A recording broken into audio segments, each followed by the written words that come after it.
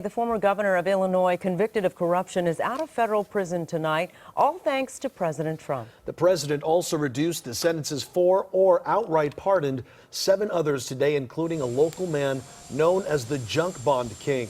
All that before the president touched down in L.A. KCAL 9 political reporter Randy Page is live at LAX tonight with the busy day of developments. Randy? Well, Sharon, it was a very quick whistle stop here in Los Angeles as we take a look at video of the president leaving Santa Monica in Marine One, heading back to Los Angeles, and then from there to Las Vegas. He was only in town for about 4.5 hours, but he did seem to accomplish quite a bit. He was able to deal with some stuff related to the Olympics, which we'll see in a moment, as well as a fundraiser. As Air Force One was touching down at LAX this afternoon, a White House official was calling the trip a POTUS power swing through occupied territory. And it appears the president may have extended an olive branch of sorts in this foray behind enemy lines by meeting with local Olympic organizers in Beverly Hills, where the president confirmed the federal government will provide security assistance when Los Angeles hosts the Summer Olympic Games in 2028. Now, for the 3rd time in history, the city of Los Angeles, a city of angels, will once again raise up the Olympic torch and welcome the world's greatest competitors to the Summer Games. How exciting. The president made bigger headlines before he landed in Los Angeles today, when he granted clemency and pardons to a number of high-profile felons. Rod, you're fired. The president may have fired former Illinois Mayor Rod Blagojevich when he lost Celebrity Apprentice a number of years ago, but he won his freedom today when President Trump commuted his 14-year prison sentence. That was a tremendously powerful, ridiculous sentence, in my opinion. President Trump said he'd seen Blagojevich's wife beg for her husband's release on Fox News. Blagojevich was found guilty in 2010 of trying to sell an appointment to Barack Obama's Senate seat after Obama became president. Blagojevich bragged about it in a notorious wiretap conversation. I've got this thing, and it's golden.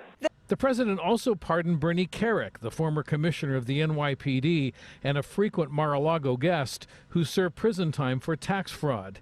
Also, insider trader Michael Milken, known as the junk bond king of the 1980s. At the White House, NFL legends celebrated Eddie DeBartolo Jr. for making the list, a former owner of the San Francisco 49ers. I take my hat off to Donald Trump for what he did. 2 Trump allies not on the pardon list today: Roger Stone, who will be sentenced Thursday, and former National Security Advisor Mike Flynn, who's asked to withdraw his guilty plea. I think Roger Stone's been treated unfairly. I think General Flynn has been treated very unfairly. The president continued to tweet about the Stone case today, against the wishes of his Attorney General Bill Barr, who recently said the president's tweets are making it impossible for him to do his job.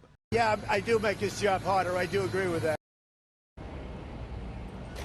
But it's important to note that right after that, the president also said that he does intend to continue to tweet, that it is his way to communicate to the American people. And he's done a lot of tweeting about the Justice Department in recent days. In fact, even today, he tweeted that he's thinking about suing investigators, people involved in the Mueller investigation. Meantime, President Trump is now in Las Vegas. It turns out tomorrow night, just so happens when Democrats have their big debate in Las Vegas, the president will be holding a big stadium-sized rally in Phoenix, Arizona. And then the day before the Nevada caucuses, Friday, the president will hold another great big stadium-sized rally in Las Vegas, Nevada. It appears the president does find himself to happen to be right in the middle of those places where Democrats are hoping to grab the headlines as well. Live at LAX, I'm Randy Page. KCAL 9 News, back to you.